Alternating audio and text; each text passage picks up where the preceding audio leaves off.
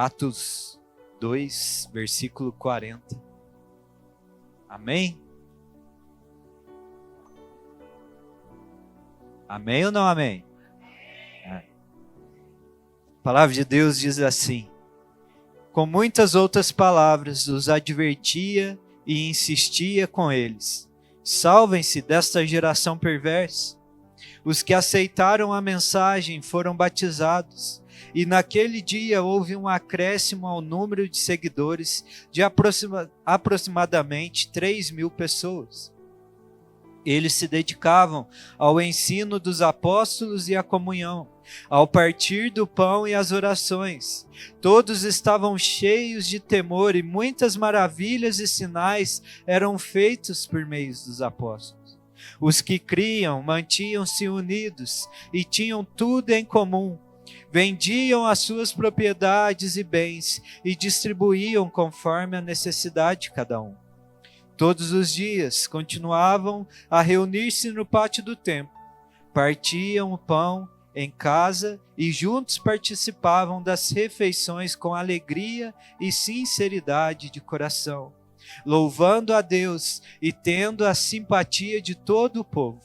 E o Senhor lhes acrescentava diariamente os que iam sendo salvos. Amém? Até aí, feche seus olhos, vamos orar. Pai Santo, nós te damos graças, Senhor Deus, pela Tua palavra, que é viva, eficaz e está agora aqui aberta diante de nós. E nós pedimos ao Santo Espírito de Deus que o Senhor conduza a proclamação dessa palavra e que o Senhor também ilumine os olhos do nosso entendimento para compreender a verdade da Tua Santa Escritura e que hoje o Senhor comece a nos ensinar o que realmente é necessário, Pai. É o que nós te pedimos, em nome de Jesus. Amém. Amém. Glória a Deus. Queridos, hoje é o primeiro culto, do mês de março já de 2025. Que ano, né? Não começou com brincadeira não, tá passando rápido o negócio. E durante esse mês de março, os próximos 4 domingos, nós vamos estar aí numa nova série de mensagens, uma série que se chama O que é necessário, ou melhor, o necessário. Nós vamos estar falando do que realmente é necessário para uma vida cristã. O que é necessário, o fundamental para a vida de um discípulo de Jesus. A salvação do Senhor Jesus na nossa vida, ela se manifesta através do perdão dos nossos pecados. Ele vem, nos perdoa, Ele nos transforma, Ele nos salva. Mas não é só ali o perdão dos pecados, mas junto com a salvação de Cristo Jesus, vem também um novo estilo de vida, uma nova forma de viver, de conduzir as nossas vidas. Nós recebemos uma nova natureza em Cristo Jesus. As velhas coisas ficam para trás e tudo se faz novo. Aquele que está em Cristo Jesus é uma nova criatura. Aquela natureza caída, uma natureza rendida em pecado, ela já não mais faz parte de nós. Eu peço a atenção de vocês como pregador aqui. E ela então já não faz parte mais de nós. Mas agora nós nascemos de novo da água do Espírito e é isso que reina sobre as nossas vidas, amém? Uma natureza espiritual que é voltada para as coisas de Deus, que deseja aquilo que vem de Deus. É isso que o Senhor nos concedeu. O nosso viver que agora nós temos, nesse presente século, ele está na contramão de tudo que esse mundo almeja. Esse viver que nós temos agora, nós vivemos em Cristo Jesus. Agora o viver que nós temos no Senhor está baseado no estilo de vida do reino dos céus. E aí nós vamos estar agora em total contramão da cultura deste presente século. E por isso que há então essa tensão constante na nossa vida. porque nós estamos aqui tentando viver de uma forma agradável ao Senhor, baseado na sua palavra, querendo honrar o Senhor através do nosso viver diário, e há um mundo caminhando em completa contramão disso. Há um mundo indo numa direção completamente contrária à cultura do reino dos céus. Por isso que a igreja de Cristo Jesus, ela está aí há mais de 2000 anos vivendo a realidade do reino dos céus aí. Ela está aí desde que o Senhor Jesus foi assunto aos céus, vivendo e transmitindo essa realidade do reino dos céus. Ela está aí no seu dia a dia, comunicando o que é pertencer a esse reino. O que é ter um rei glorioso sobre a sua vida. E qual que é os mandamentos desse reino, as leis desse reino. É isso que nós estamos tentando fazer há mais de 2000 anos. Mas conforme o crescimento da igreja, conforme o número da igreja foi aumentando, conforme mais pessoas foram sendo alcançadas por essa mensagem, a igreja, ao longo desses mais de 2000 anos, ela foi acrescentando certas estruturas, certos costumes, doutrinas, padrões, comportamentos, para tentar adequar a esse crescimento, a esse número, tentar organizar tudo isso. Nós estamos falando de uma igreja que começou com 12 pessoas e hoje é incontável o número. Mas ela foi acrescentando essas estruturas, doutrinas, padrões, comportamentos, costumes, coisas que trouxeram também um peso desnecessário para a caminhada cristã. Os padrões, as estruturas, os costumes, eles são necessários e têm o seu papel dentro da igreja. Mas eles não podem substituir o sólido fundamento que Cristo Jesus colocou. Eles não podem cumprir um papel que eles não foram criados para cumprir. Os padrões, os costumes, as estruturas que foram criadas para comportar tamanha igreja, eles têm um papel de contextualizar a igreja com o século que ela está vivendo. Nós temos que nos adequar à modernidade, ao tempo que nós vivemos. Mas esses padrões, esses costumes, essas estruturas não podem substituir o fundamento que o Senhor colocou. Quem concorda com isso? O fundamental não pode ser substituído pelo circunstancial. Quem está entendendo? Há um fundamento e há circunstância. E cada um tem o seu papel. Quando nós priorizamos mais as novas estruturas do que os fundamentos, nós vamos nos tornar sobrecarregados. Nós vamos estar carregando um peso que Cristo não nos deu para carregar. Quando as novas estruturas são prioridades na vida da igreja, os nossos relacionamentos, a nossa vida cristã vai se tornar artificial. Nós vamos começar a tratar a vida da igreja, os relacionamentos no meio da igreja, como um negócio, como uma obrigação, como cumprir uma função. Nós substituímos aquilo que é fundamental por uma mera reunião no domingo. E aí nós vimos aqui, cumprimos a nossa obrigação como se fosse um emprego, como se fosse uma mera obrigação, e falando assim, cumpri o meu papel diante de Cristo. Porque nós estamos substituindo as estruturas, os padrões, pelo fundamental que o Senhor deu. O Senhor nos chamou para sermos seus discípulos, seus alunos, é aprender com Ele. E o seu ensino é a respeito de aprendermos a sermos os filhos de Deus. O que o Senhor Jesus veio fazer é que Ele não veio nos ensinar a ser um membro de igreja. Ele não veio nos ensinar a ser um pregador. Ele não veio nos ensinar a ser um cantor. O Senhor Jesus não veio nos ensinar a ser um número diante de uma instituição, mas Ele veio nos ensinar a como ser um filho e uma filha de Deus. É isso que é o ensino do Senhor. O Senhor está nos ensinando a ser uma nova pessoa em Cristo Jesus, a vivermos naturalmente o estilo de vida do reino dos céus.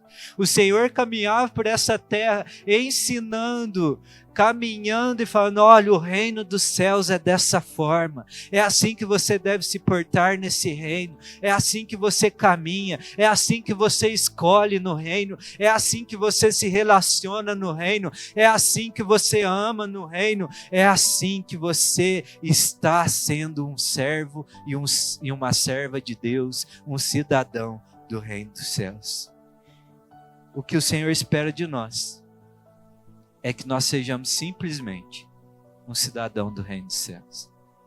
E esse simplesmente não é que é fácil, não é que é algo simples, fácil de fazer, que não é desafiador, mas o simplesmente que eu uso aqui é que poucas coisas são necessárias para nós. Poucas coisas. E como eu disse muitas vezes, nós colocamos fardos e pesos desnecessários na nossa caminhada. E aí nós priorizamos o desnecessário. E o fundamental, nós não temos energia o suficiente para viver. Aqui nesse texto que nós lemos aí de Atos 2, e vai ser o texto base de toda essa série de mensagens, os apóstolos aqui tinham caminhado 3 anos com o Senhor, aproximadamente. E aqui, durante essa caminhada com o Senhor Jesus, nós temos que lembrar que não é igual nós fazemos hoje. Que muitos de nós que nós vemos uma vez por semana, no máximo um oi lá no WhatsApp. Mas aqui os discípulos do Senhor, eles dormiam e acordavam com o Senhor diariamente, caminhavam com Ele. Tanto que tem 2 discípulos que ouvem, João Batista dizendo assim: eis aí o Cordeiro de Deus que tira o pecado do mundo. Eles levantam e vão seguir o Senhor. O Senhor Jesus olha para trás e fala: o que vocês estão querendo?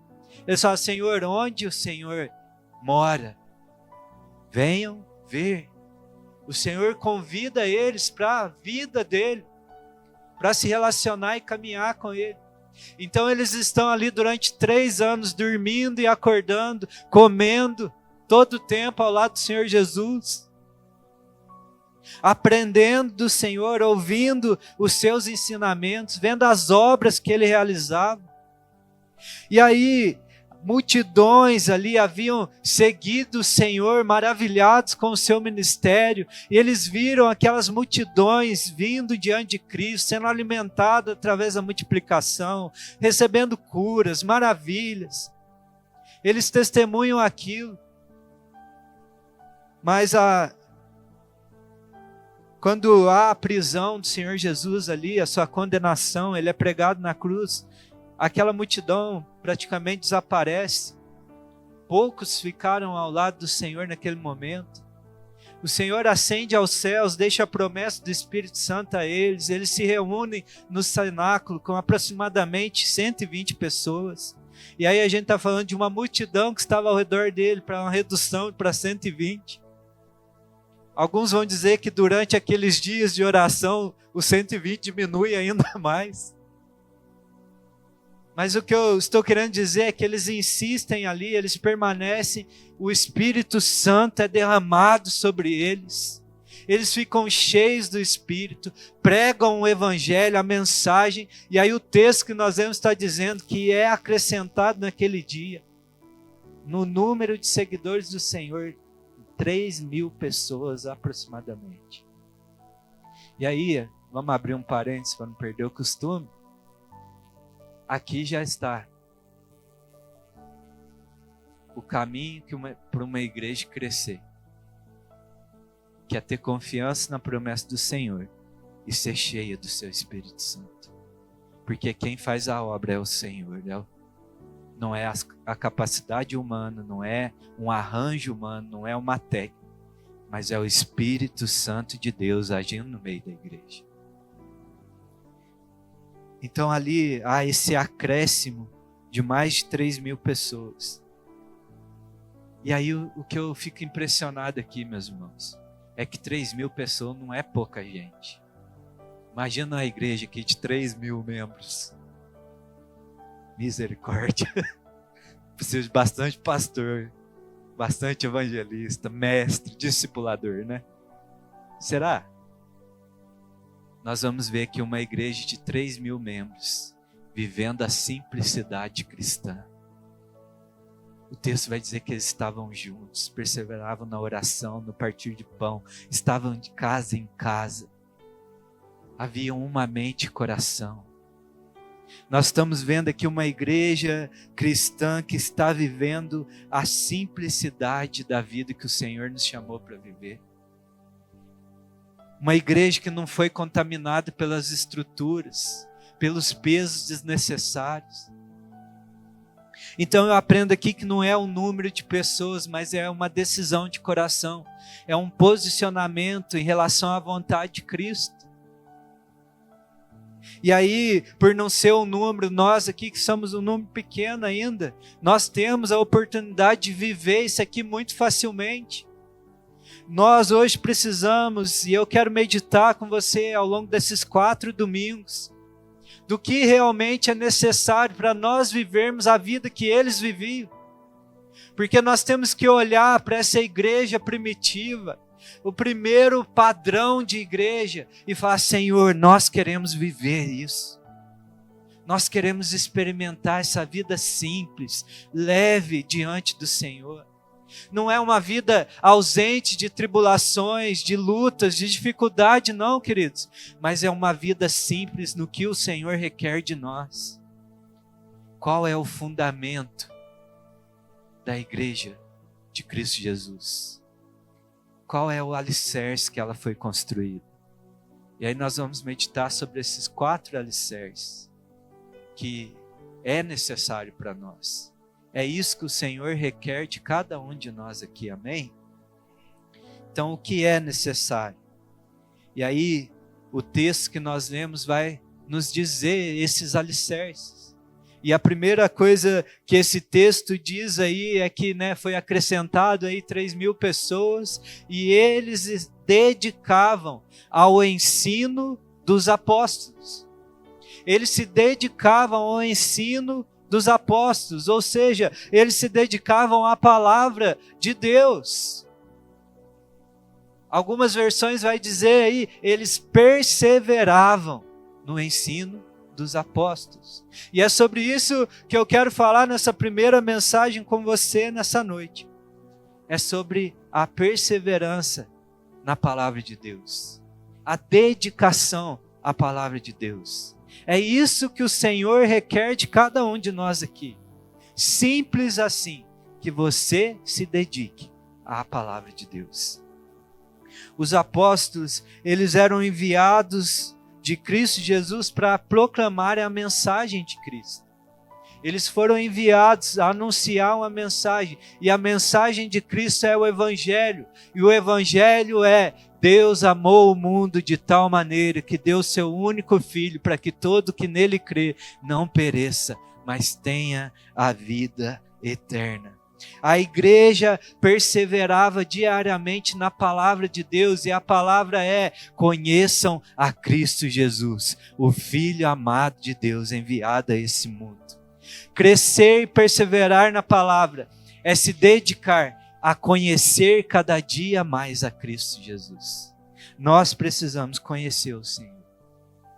Filipenses 3,7, Paulo vai dizer assim: mas o que para mim era lucro, passei a considerar como perda, por causa de Cristo.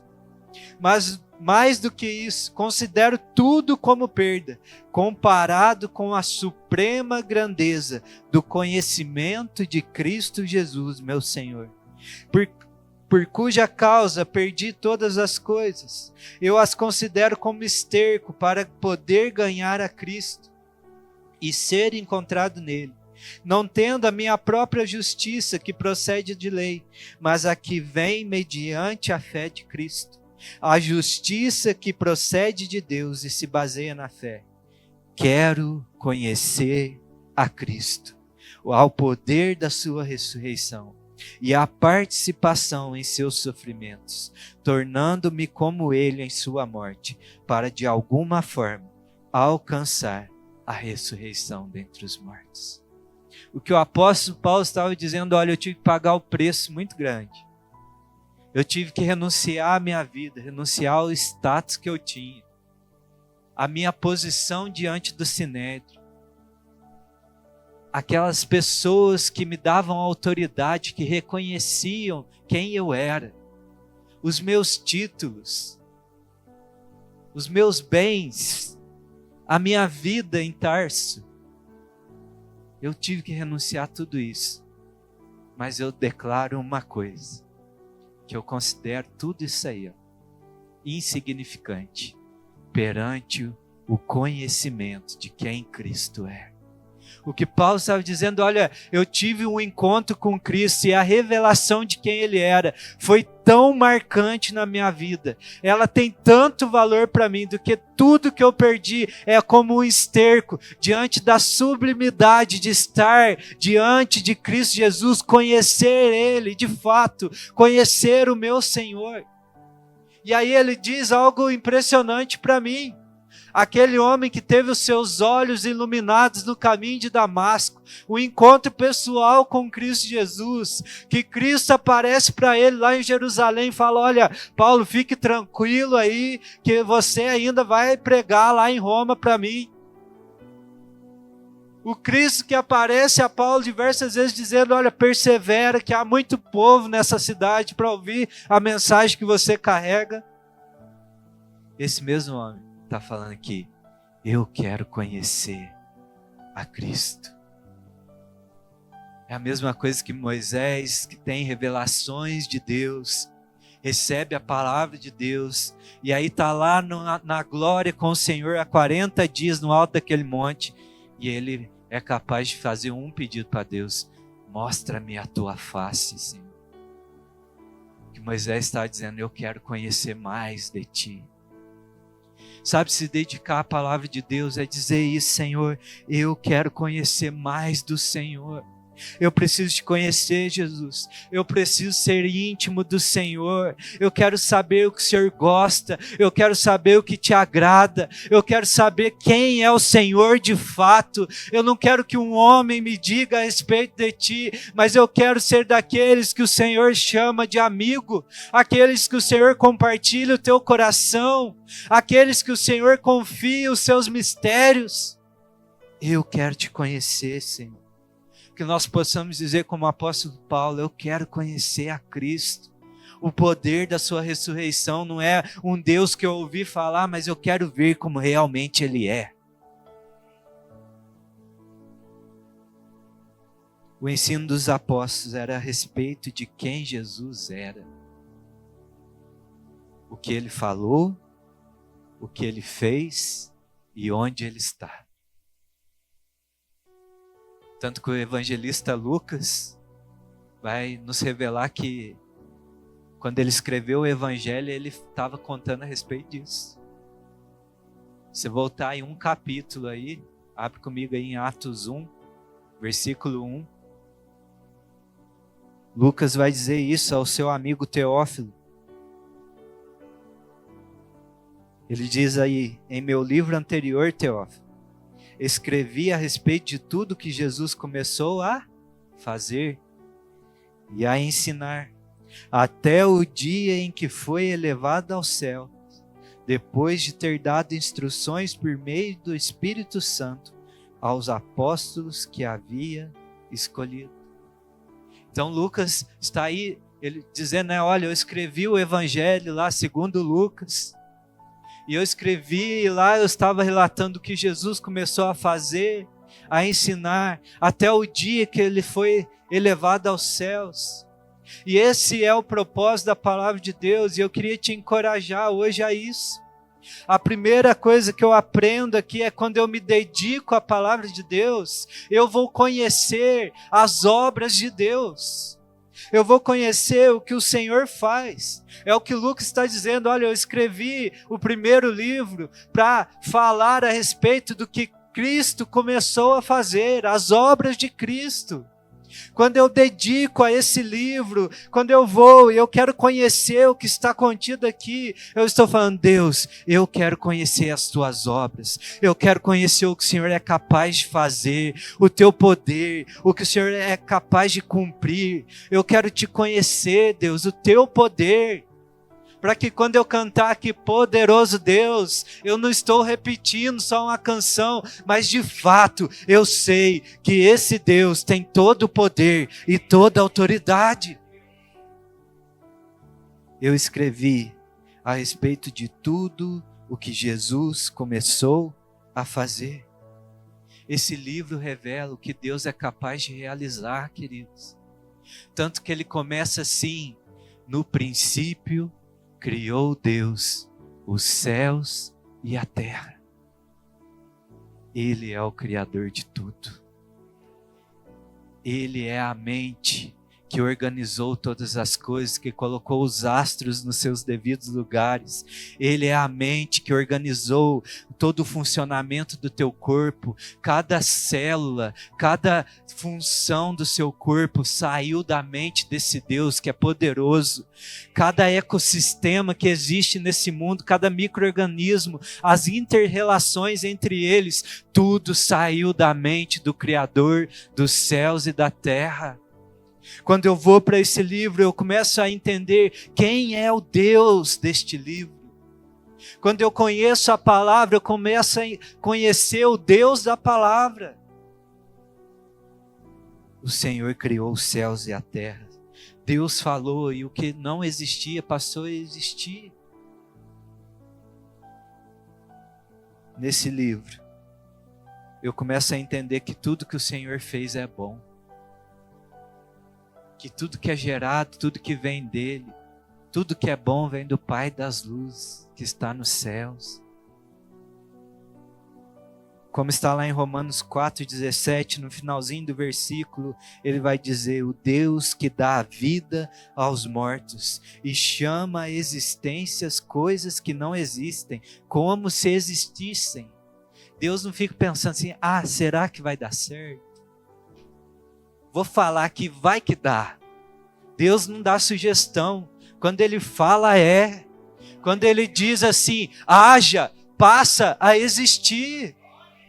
E disse Deus, haja luz e houve luz. O que ele ordena vem à existência, queridos. Ele tem todo o poder. E aí um homem que entendeu quem Deus era, pode olhar para o seu corpo com mais de 100 anos e crer na promessa dele, dizendo, eu vou ser pai de multidões. Porque na continuação desse versículo aí, em Romanos 4,18, vai dizer, Abraão, contra toda a esperança, em esperança creu, tornando-se assim pai de muitas nações, como foi dito ao seu respeito, assim será a sua descendência. Sem se enfraquecer na fé, reconheceu que o seu corpo já estava sem vitalidade, pois já contava cerca de 100 anos de idade, e que também o ventre de Sara já estava sem vitalidade.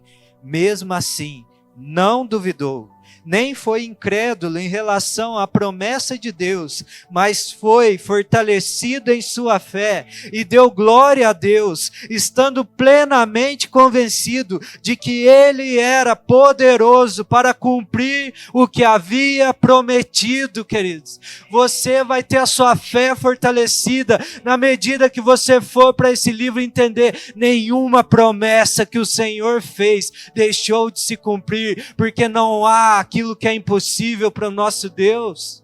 Tanto que o próprio evangelista Lucas vai relatar no seu livro, lá no primeiro capítulo, dizendo assim, para Deus não há impossíveis, para o nosso Deus não há impossível, só que essa convicção vai reinar no teu coração, na medida que nós nos dedicarmos a conhecer esse Deus do impossível. quando nós nos dedicamos à palavra de Deus, iremos conhecer quem é o Deus da palavra. Por isso os apóstolos ensinavam a respeito de Cristo, pois ele é a revelação do Deus invisível. Não é o que Paulo fala lá em Colossenses 1,15? Ele é a imagem do Deus invisível, o primogênito de toda a criação. Os apóstolos começaram a olhar para Cristo e ter a revelação de quem Deus era, porque Cristo veio para tornar o nosso Deus palpável, tornar o nosso Deus compreensível. Você quer conhecer a Deus? Conheça Cristo Jesus, olhe para Ele. E aí João, no primeiro capítulo, no versículo 1, olhando para Cristo Jesus, e eu gosto tanto daquela, não sei se vocês já assistiram, né, The Chosen, tem aquela imagem, né, que João está vendo Jesus ler Gênesis 1. E aí tem esse relato, como se João estivesse escrevendo o seu evangelho. E aí João está olhando para Cristo, e ele está vendo ali o próprio Deus em carne diante dele. E aí João vai relatar no seu evangelho assim, João 1:1. No princípio era aquele que é a palavra. Ele estava com Deus e era Deus. Ele estava com Deus no princípio.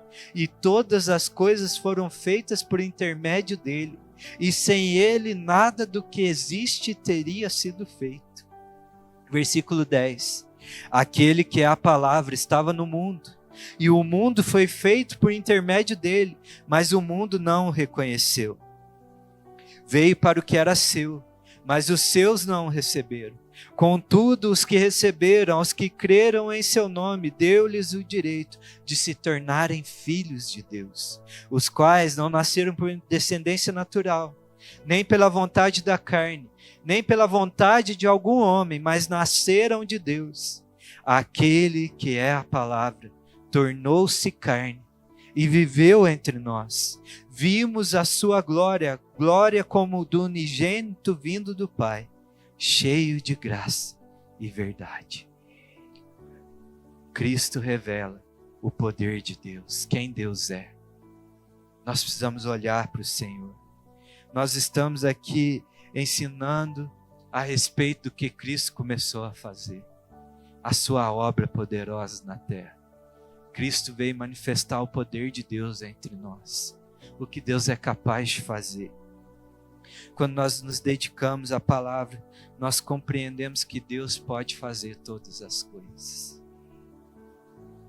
Se dedique a conhecer o Senhor. Se dedique à sua palavra. E você vai conhecer as obras de Deus. A segunda coisa que acontece quando nós nos dedicamos à palavra de Deus é que nós passamos a conhecer o caráter de Deus.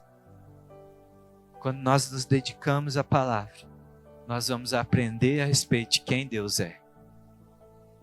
Lucas diz aí em Atos 1:1 que ele escreveu a respeito de tudo que Jesus começou a fazer e a ensinar. Jesus estava aqui na terra e ele não só veio realizando boas obras, não só realizando e manifestando o poder de Deus, mas Jesus estava ensinando a respeito de quem Deus é. Jesus estava ensinando como é o reino dos céus, como é pertencer a esse reino, quem é Deus e como é aqueles que pertencem ao Senhor.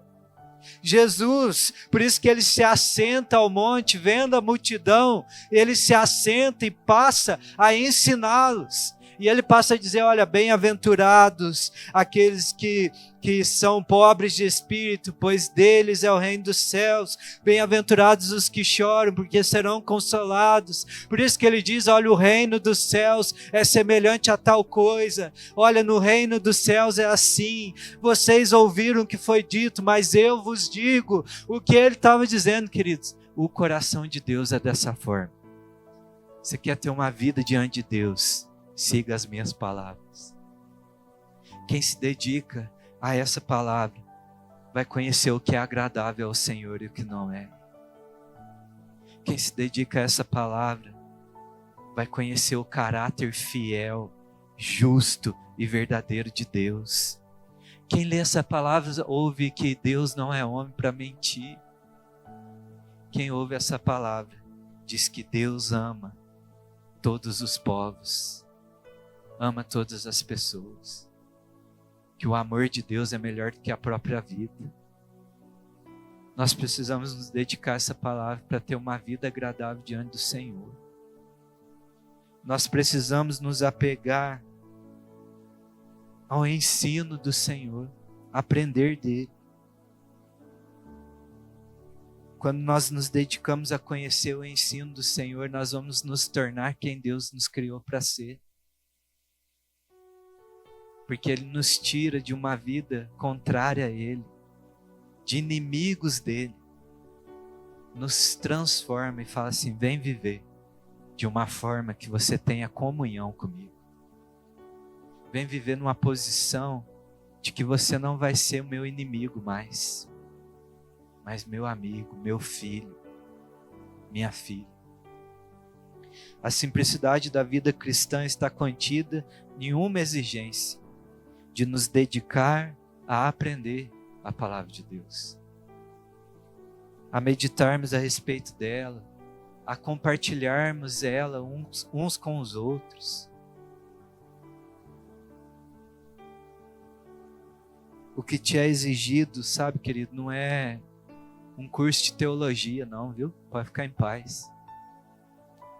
Não é um curso de teologia, mas é intimidade com o ensino do Senhor.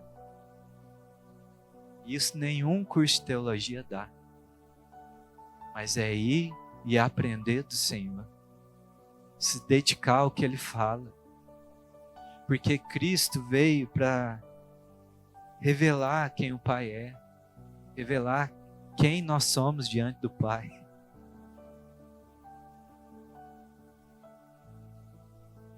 Por isso que em Mateus 11, 27, ele diz assim: todas as coisas me foram entregues por meu Pai. Ninguém conhece o Filho a não ser o Pai, e ninguém conhece ao Pai a não ser o Filho e aqueles a quem o Filho quiser revelar. Quem que revela o Pai? O Filho. Venham a mim todos os que estão cansados e sobrecarregados, e eu lhes darei descanso.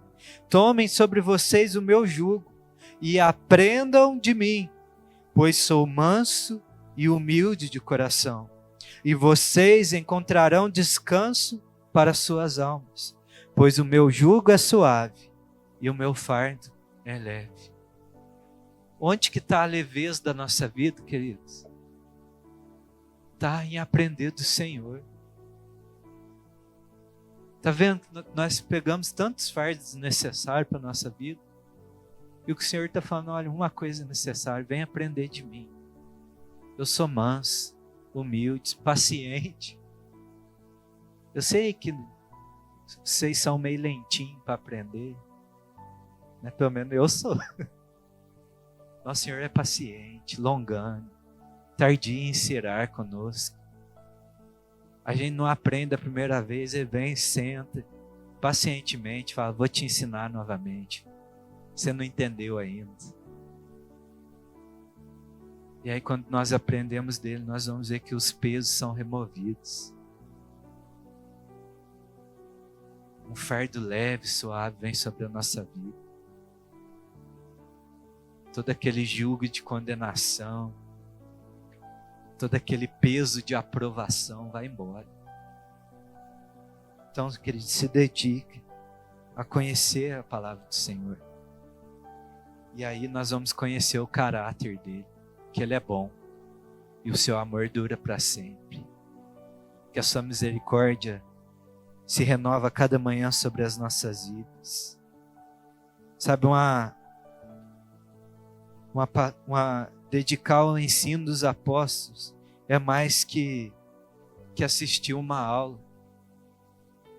Sabe, não é vir aqui ouvir uma palavra e falar que está aprendendo do Senhor. Mas o ensino de Jesus envolvia a prática. A palavra que nós estamos usando aqui é dedicação à palavra, perseverança na palavra. É você ouvir e querer viver isso. É aplicar isso na sua vida. Se dedicar a ela.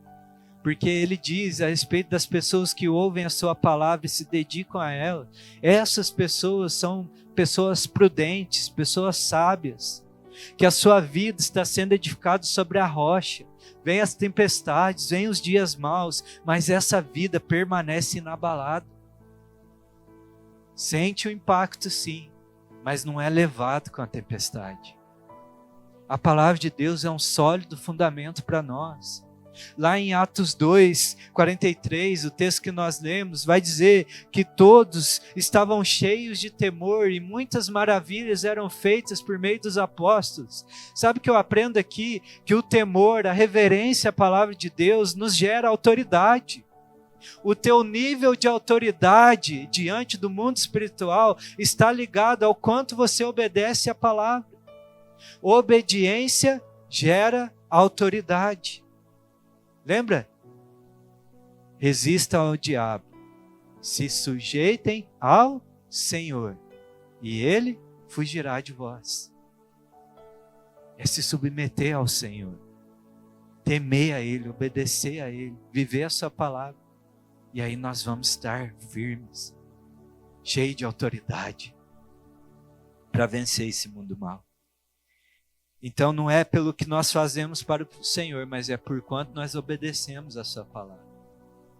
Porque quando eu conheço o caráter de Deus, aí eu vou ver que também Deus não é só assim. Paz e amor. Né? Jesus não é um hippie que fica assim não. Ele é santo. Neemias 1, 5, se eu não me engano, vai falar: grande e temível é o nosso Deus. Ele é santo, Ele é poderoso. Ele vai vir julgar esse mundo com justiça, com todo poder. Jesus, a figura dele em Apocalipse é o seu manto sujo de sangue.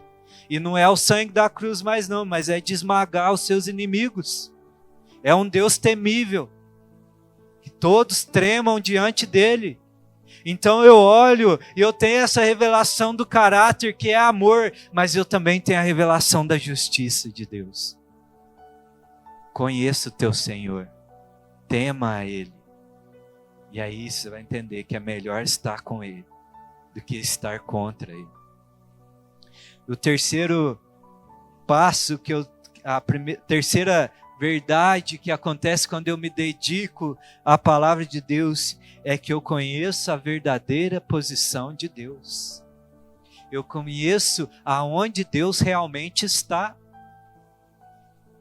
Lucas vai dizer aí que ele escreveu a respeito de tudo que Jesus começou a fazer e a ensinar até que ele foi elevado aos céus. O que Lucas estava dizendo aqui é que o Senhor está no trono, que o Senhor está numa posição alta, que o nosso Deus é um Deus vivo, é um Deus poderoso, que está acima de todos. Nós acabamos de falar que Ele é o Deus que criou todas as coisas. E deixa eu te dizer uma coisa, não sei se você percebeu isso, mas não há outro Deus além do nosso. Tudo que nós chamamos de Deus aí nesse mundo aí é invenção do coração do homem. É engano, é mentira. É espíritos enganadores. Tudo que leva o nome de Deus aí são falsos deuses. Só há um Deus nos céus, o Deus vivo, o Senhor Deus, Yahvé, Criador dos céus e da terra. Aquele que falou e passou a existir. Tanto que ele diz em Isaías 45:5, eu sou o Senhor e não há nenhum outro. Além de mim não há Deus, não há outro. E isso precisa ficar claro no nosso coração. Porque quando nós nos dedicamos a essa palavra, nós vamos entender qual é a verdadeira posição de Deus. E é soberano, excelso, santo, inigualável, toda autoridade e poder, Rei dos reis e Senhor dos senhores, assentado num trono soberano, independente de circunstâncias, independente do que nós estamos passando, Ele continua sendo Deus. E nós temos que ter isso muito claro no nosso coração. Ele é Deus. E se Ele não fizesse nada por nós, Ele continua sendo Deus. E eu não vou cantar a música, não. Mas a gente tem que entender isso. Sabe por quê? Muitas vezes nós entramos num perigo de tratar Deus como um ídolo. Tratar Deus como alguém que pode ser manipulado. Alguém que está a nosso serviço. Nós corremos o risco de tratar Deus como alguém domesticável. E aí o Bruno, né, gosta de usar o exemplo lá das Crônicas de Nárnia, né, que fala que Aslan é um leão que não pode ser domesticado. Aslan é uma figura do nosso Senhor. Deus é Deus. Tanto que ele é tão bem resolvido consigo mesmo que ele pode dizer para Moisés, nem vou abrir o texto para não ganhar tempo. Ele diz assim, terei misericórdia de quem eu quiser ter. Moisés, fique na sua. Se eu quiser ter misericórdia das pessoas, eu tenho. Se eu não quiser, eu não tenho. Porque eu sou Deus. E esse temor precisa entrar no nosso coração. Porque senão nós assumimos uma posição de querer começar a cobrar a Deus certas coisas. E Ele é tão gracioso que Ele já deu tudo que nós necessitamos. Ele veio até nós. Ele se entregou por amor a mim e a você.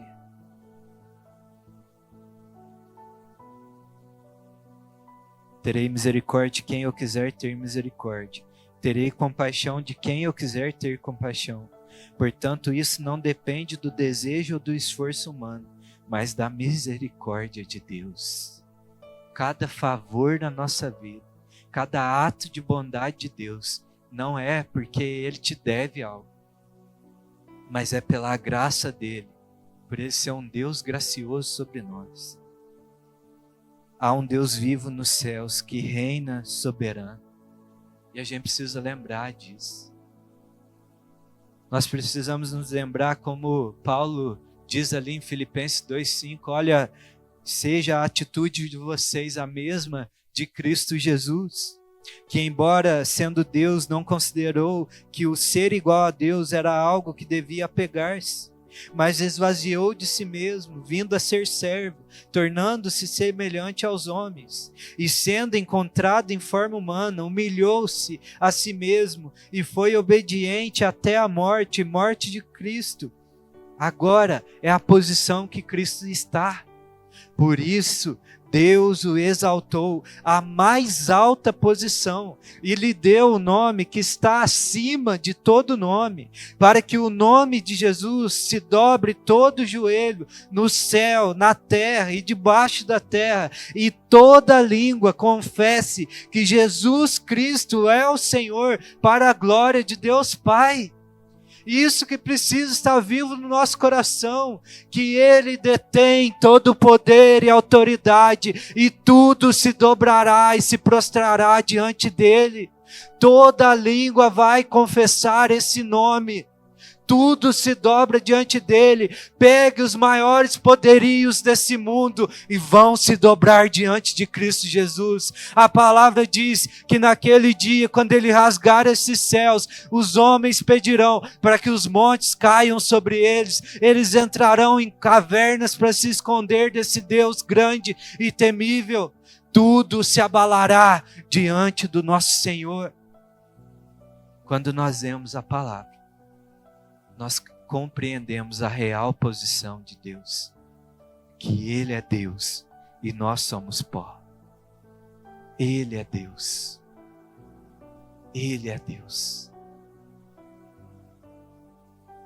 A verdadeira posição de Cristo Jesus é que Ele permanece assentado naquele alto e sublime trono, rodeado de glória, com milhares de seres infinitamente mais poderosos do que nós, dizendo, não há outro semelhante a Ele. Ele é digno de glória, Ele é digno de honra, Ele é digno de louvor, Ele é digno de ser adorado, Ele é digno de ser reverenciado, Ele é digno de ser temível. E se esse temor não tomou teu coração, talvez seja porque você não tem se dedicado a esse livro o suficiente. Porque aqui está a grandeza do teu Deus. Quando nós nos dedicamos a essa palavra, nós vamos conhecer o que o Senhor é capaz de fazer. Nós vamos conhecer o caráter desse Deus e a real posição que Ele ocupa. Por isso, o que é necessário para a Igreja de Cristo Jesus não é mais programações, não é mais eventos, não é mais doutrinas inventadas por homens, mas é o fundamento da palavra de Deus viva no nosso coração. Se dedica a essa palavra, querido, porque é isso que é necessário. O que é necessário, pastor, para viver uma vida cristã de fato? Se dedica à palavra de Deus. Conheça esse livro. Reserve um tempo no seu dia para você ler, estar meditando nesse livro, ouvir do teu Deus, até que o sotaque de Cristo seja revelado a você, para que quando um pregador subir aqui nesse altar, ele não fale coisas de si mesmo, ou se falar você vai ouvir e falar, opa, isso aí não está aparecendo com o meu Senhor, porque eu conheço a sua voz, eu conheço o seu caráter, eu conheço o que Ele é capaz de fazer, e eu sei aonde Ele está sentado.